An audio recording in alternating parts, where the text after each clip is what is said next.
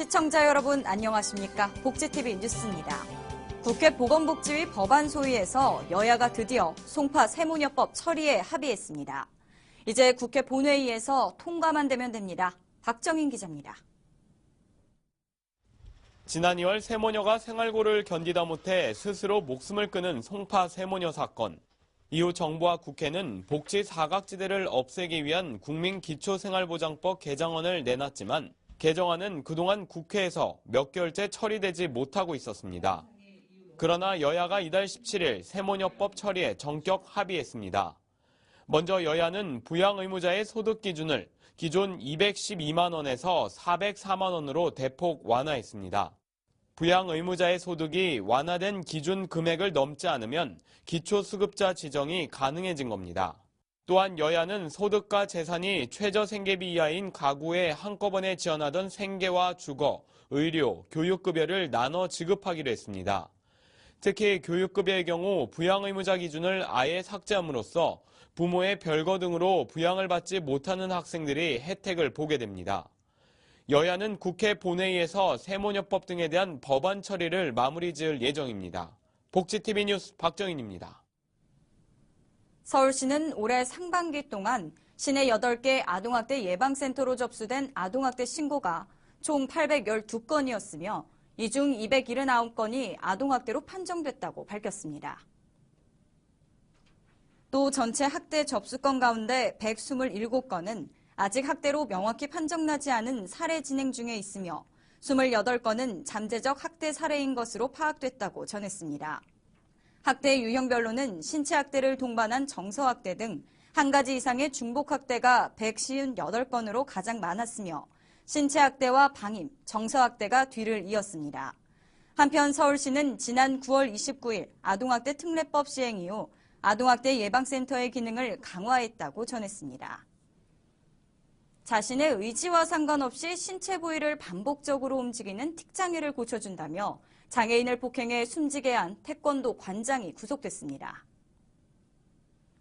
서울 강동경찰서에 따르면 태권도 관장 48세 김모 씨는 틱장애를 태권도 수련으로 고쳐주겠다며 합숙 훈육을 하면서 9월 중순부터 지난달 22일까지 25세 지적장애인 고모 씨를 수차례 강목 등으로 때려 숨지게 한 혐의를 받고 있습니다. 고 씨는 지난달 28일 숨진 채 발견됐고 국과수 부검 결과 고 씨의 사인은 상처 감염으로 인한 폐혈증이었습니다. 어려서부터 기부라는 나눔 활동을 몸소 실천하고 또 배운다면 얼마나 좋을까요? 성남의 한 초등학교 학생들이 직접 만든 비누를 바자회에서 판매하고 수익금을 기부했다고 합니다. 박정인 기자입니다. 학생들이 노란색 컵 안에 색소 한 방울을 떨어뜨립니다. 옆에 있는 다른 학생들은 완성된 비누를 틀에서 빼내고 있습니다. 이곳은 경기도 성남의 한 초등학교. 학생들은 일주일에 2번씩 방과 후에 모여 친환경 비누와 수세미를 만듭니다. 특히 학생들은 매년 열리는 교내 바자회에서 직접 만든 비누와 수세미를 판매해 수익금을 어려운 이웃들에게 기부함으로써 자연스레 기부 문화에 대한 나눔 교육을 몸소 체험할 수 있다고 합니다. 저희처럼 어렸을 때부터 이제 습관적으로 기부를 한다면은 아마 이제 나중에 어른이 되면은 이렇게 만드는 게 아니라 만들어서 수익을 얻는 게 아니라 자기가 일을 해서 번 돈을 가지고 기부를 직접 할 수도 있을 것이라 생각합니다. 올해도 학생들은 직접 만들고 판매해서 벌어들인 수익금을 지역의 어려운 이웃을 위한 기부금으로 전달했습니다. 기쁘죠. 사실 이 기부라는 부분들이 성인들조차도 쉽지 않아요.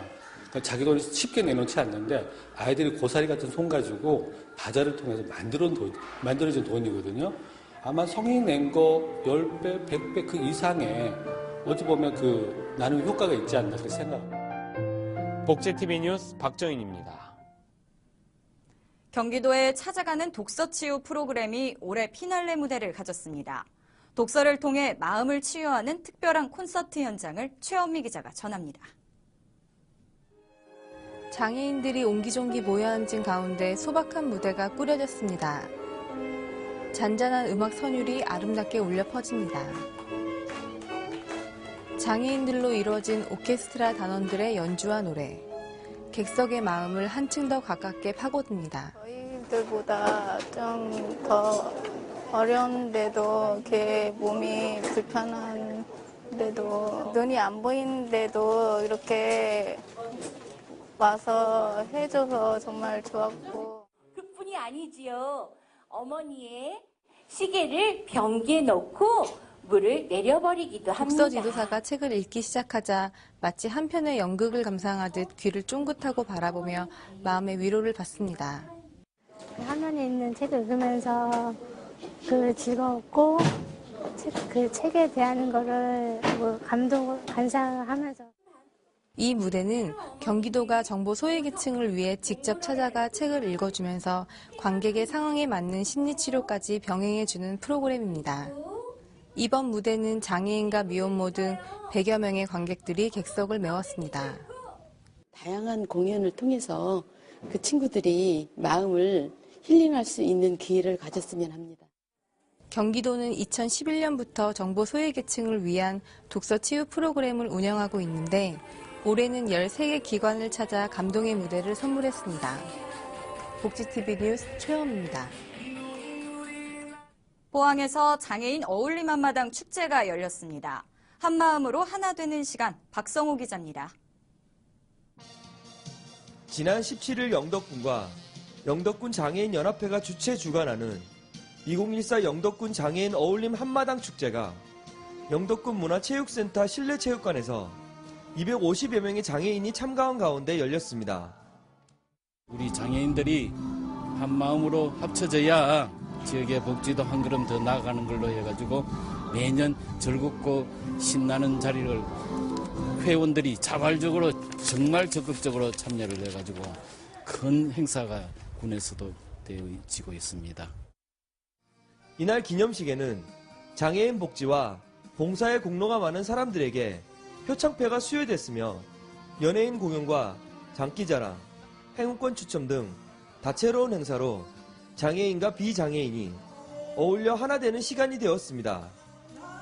포항에서 복지TV 뉴스 박성호입니다. 전국에서 노래 좀 한다는 이들이 경상남도 진주에 모였습니다. 제9회 진주시 장애인 후원의 날을 기념하는 전국 장애인 가요제가 열렸습니다. 진주시 장애인총연합회 후원회와 진주시 장애인총연합회가 공동 주최한 이번 가요제는 지난 2006년 시작한 이래 장애인과 비장애인의 소통의 장이 되고 있습니다. 이날 행사에는 장애인과 가족, 시민 등 750여 명이 참석했으며 전국에서 올라온 12명이 가요제 본선에 진출해 실력을 겨룬 결과 대상 1명과 우수상 1명 등 모두 6명이 수상의 영광을 안았습니다.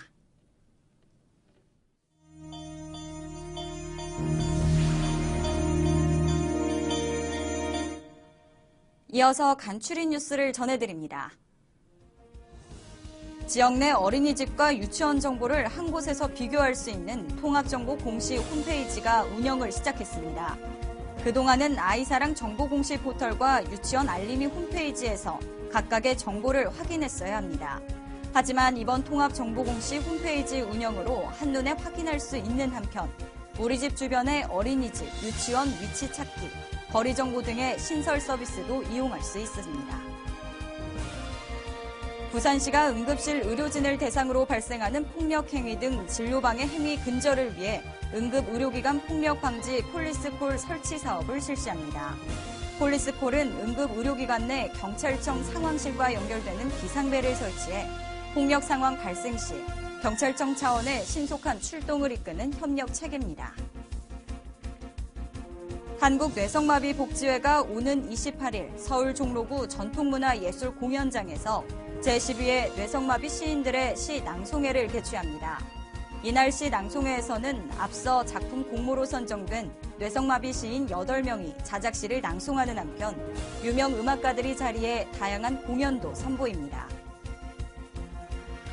서울 용산구에서 동절기를 맞이해 지난 17일부터 김장김치 나눔 행사가 펼쳐지고 있습니다. 대한적십자사 서울지사와 용산 마포희망 나눔 봉사센터에서 주관한 이번 행사는 용산구 지역기관과 단체를 비롯해 쪽방촌 주민, 외국인, 다문화 가족이 참여하고 있습니다. 이번 행사에서는 10kg 총 8,000상자의 분량의 김장을 할 예정이며 김장김치는 관내 불우이웃과 다문화 가정 등 저소득계층 5,500여 가구와 사회복지시설 230개소에 직접 전달할 계획입니다.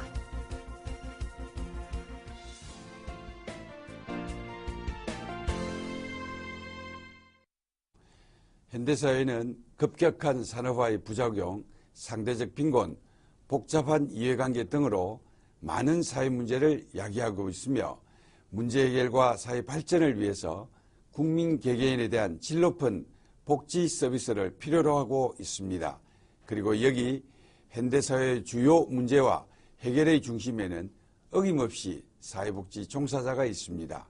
저출산 고령화 시대에 맞벌이하는 부모를 대신하여 아이들의 올바른 성장에 결정적인 영향을 끼치는 사람은 보육교직원이며 자녀의 효를 대신하여 노인 장기 요양의 질을 결정하는 사람도 요양보호사입니다.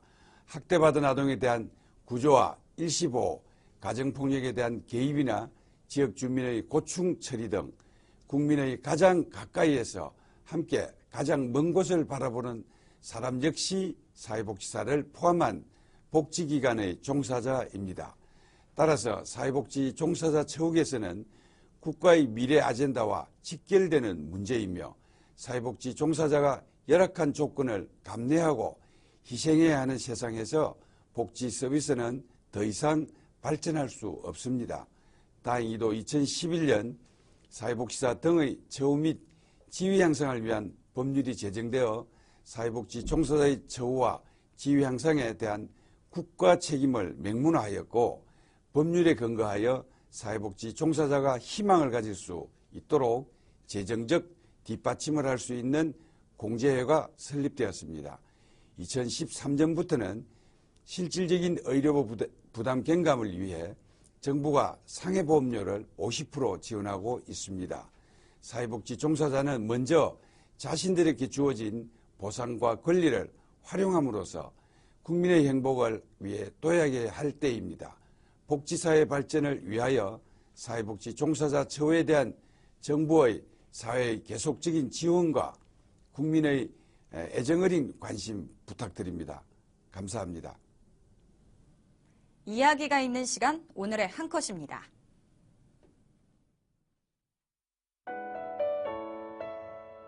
교차로 바닥에 새겨진 열십자 표시.